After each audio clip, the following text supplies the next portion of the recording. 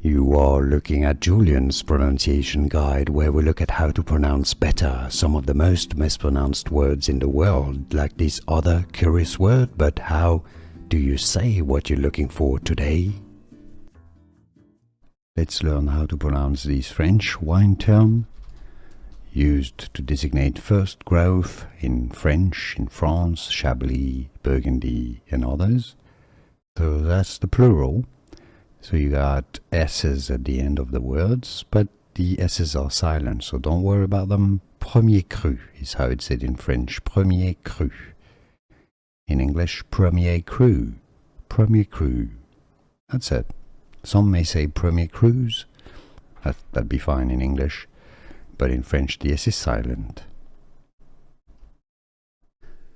Here are more videos on how to pronounce more confusing words and names too many mispronounced. Like this video if you found it useful. I appreciate your support. I'll see you soon and thanks for watching.